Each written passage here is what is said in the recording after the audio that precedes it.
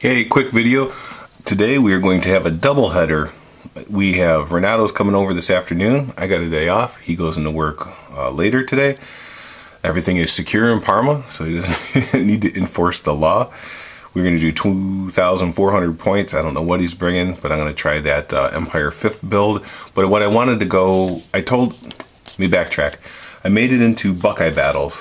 I was just going to go there and do some videotape for the viewers and to promote the tournament. It's going to be held in Delaware, Ohio, which is in roughly in Columbus, Ohio. It's going to be a 5-game, 2-day tournament with team battles on Friday, making it a 3-day tournament. And I've been in contact with the coordinator, and the spot opened up. Sent me a message, send in my money, send in my list, and I'm off and running with that. So, first tournament ever. Excited about going and kind of nervous too. So I'm going to take that Orc and Goblin list that I was playing in my previous videos. It's 2,400 points. And I made that list just because I thought it was a generic, good, all-around Orc and Goblin list. And then I did a little investigation. So if you go onto the Buckeye Battle site, they have the master scenario sheet, which is there. So I'm just going to read it. You can go there, but I think Renato wants to try one of these. This one is called Hidden Deployment. Your armies force a night march to arrive at the battlefield, take their positions for the coming engagement. They do not have time to react to the position of the enemy and must fight from the location you've selected from your battle plans in the command tent.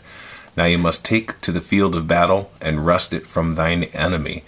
So your scouts, for deployment, your scouts have provided with your rundown of your opponent's army, but you will not be able to see how your opponent deploys due to the fog of battle. Set up your entire army before you and your opponent remove the screen. So I guess there's going to be a screen in the middle of this table. Scouts, tunnelers, ambushers deploy as their normal rules after the screen is removed. The mission is to control more table quarters than your opponent. Scoring. Each table quarter is worth 200 victory points and is captured or contested by what they call a scoring unit, which is a unit with at least one rank is a scoring unit. If a quarter is contested, nobody gets VPs. And I believe this is a 20-0 system, so you do your battle and you see what the difference in scores are, and then you look and see what your scores, if you're 10-10 or 20-0 or whatever the case may be, and the difference in battle points. But you get extra bonus battle points, +3 for controlling more quarters than your enemy, +1 if the enemy has no core units left, and +1 if your cheapest unit, non-character, survives the game. If you have several of the same cost, then they all must survive. So, of course, I have 2 Manglers and 2 units. I believe my Wolf Riders are less expensive than the Manglers. So, scenario number 2. This one is called This One Time at Base Camp. The battlefield is a tumultuous place.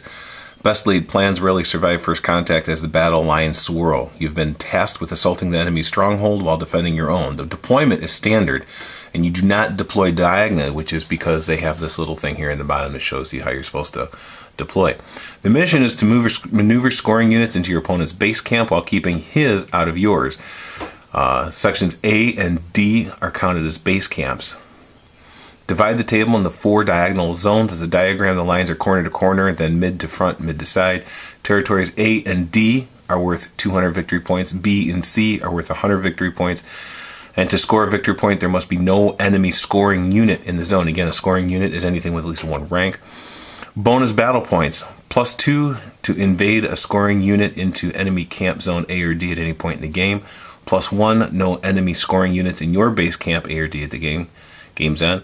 And +2 for meeting both when the game ends. Total of 5 bonus battle victory points. So I'm just running over these really quick. 1, because Renato will be here any minute, and 2, because you can get this at Buckeye Battles. When you do a search and look at their website there, we'll have these, you'll be able to print them out. Scenario number 3, attack, defend. When will it end? Seize the objectives and carry the spoils back to your realm. But daylight is fading on the first day of battle. Grab the objectives or cut off the enemy retreat before night falls. Deployment, standard deployment. 3 objective markers will be placed before deployment along the center line at 12, 36, and 60 inches across the table. So basically you have 3. One's going to be right in the center, and one's going to be a foot in, one's going to be a foot in from the other side. The mission is to control more objectives than your opponent.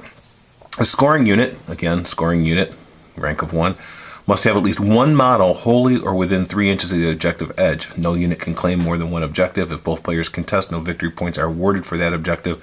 Objectives are worth 100 victory points each. Nightfall, after the bottom of turn 5, the player that went second rolls a die 6. On 1 or 2, night has fallen, game over. After turn 6, game ends on a 1 to 4, otherwise turn 7 is the end. Bonus points. +3, control more objectives than your opponent. +1, having a scoring unit in the enemy deployment zone at the end of the game. +1, keep all enemy units out of your deployment zone when game ends. So you could get an extra 5 battle points. So if you went 20-0, I guess you could have 25-0.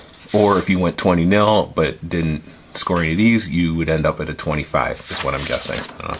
Scenario number 4, for honor and glory. This one's pretty crazy. Every leader must find ways to inspire their troops, secure his authority, and leave a lasting legacy. To help your army, your general has prepared some innovations to help him carry the day and further his legendary status.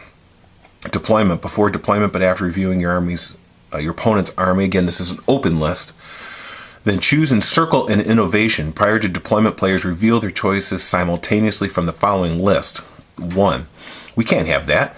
Your general has an heirloom scepter that contains a bound spell, power level 15 with a range of 25. Target an enemy unit or character. If successfully cast, one magic item of the caster's choice contained within the target loses all magical abilities and bonuses. You can choose this one. Can't touch this. One core unit gains magic's resistance 2, and it does not stack with existing magic resistance the unit may have, and that unit would be +1 initiative. You could choose truly inspiring presence. General's leadership range is increased by 6 and may redeploy any one unit after both players are done with their deployment. Lock it in his pocket, you could choose. The general carries a talisman that generates 1 dispel dice each turn. In addition, he can roll a die 6 for any reason during the game. This will not contribute to irresistible force, but can add to the casting or dispel power. You can choose all or nothing. One character may trade all of his magic items for heroic killing blow. Your mission, your general must add to his legacy by killing a character in a challenge or a monster class target by any means. Special rules: due to the heroic nature of the scenario, you may not refuse challenges, though you may still select who can accept it. This is your chance to become a legend. In addition, if your general is in the same unit as both your BSB, both will be slain by the last stand rule. Yikes. Bonus points: +3 for completing the mission, +1 if your general survives, +1 if you initiate an underdog challenge, as described in page 143 of the rule book, main rule book. You could choose scenario number 5, not choose, but this could be one of them, I guess. End of days. After campaigning through 4 battles, your force is facing its final showdown. Defeat your enemy, gain glory in all the land. Deployment: standard deployment unless choose is in effect. Mission: crush your enemies, see them driven before you, and hear the lamentations of their women. Bonus points: +2 turn in your scorecards on time. +1 complete a rear charge. +1 if any enemy character are dead. +1 disrupt an enemy unit in combat. There is a scenario 6. This one is kind of neat. It's called Message for You, Sir. Deployment, we have to reference the diagram below. Mission: get your messenger off the opposite table edge. We'll talk about messengers in a moment, while killing the enemy messenger before he exits the board. The special rules say bring a model on a base size no bigger than 40 by 40 mil.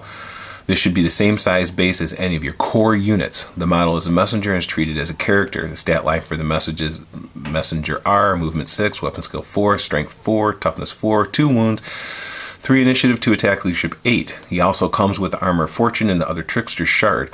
Messengers have a reputation for bad things happening to them, so no one can use their leadership but the messenger himself if he's on his own.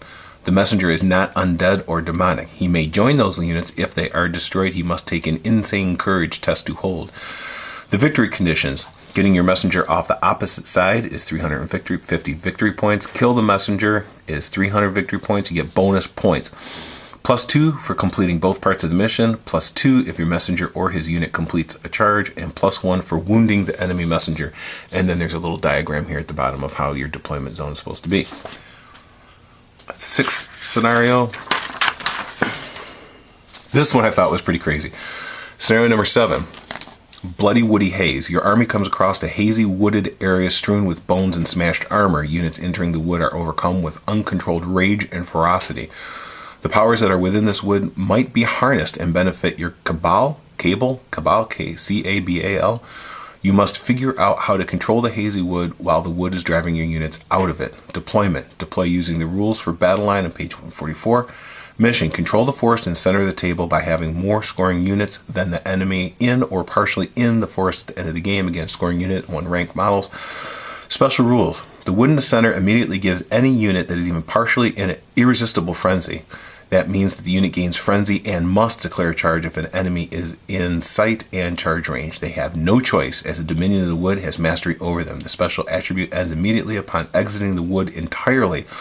Otherwise, this is a normal forest. Haze has no effect. Scoring units partially in the wood at the end of the game are both 250 victory points towards victory. Scoring units entirely in the wood are worth 400 bonus points, +2 for controlling the wood. Hey, Renato's here.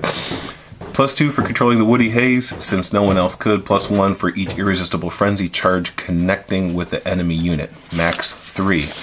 I'm just going over these for the viewers before our game.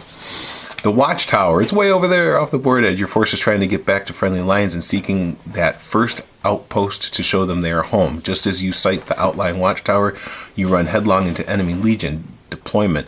Modified Blood and Glory, found on page 148. Deploy for Blood and Glory, but use scenario below. The mission, defeat an enemy and get your guys home. Special rules. Do not end the game if fortitude is broken. Keep playing until the game is over. If you break the enemy fortitude, +300 victory points. Bonus points. +1 for advancing a scoring unit into enemy deployment zone at any point. +2 for preventing all non-flying enemy from entering your deployment zone. +1 ending the game with more total banners than your opponent. Do not include those that are captured. +1 for completing a swift reform. And that's it. 8 scenarios. So Renato's here. We're going to set up and play, and I'll post this, but go to Buckeye Battles, look up the scenarios, and we will check you later. Rubicon out.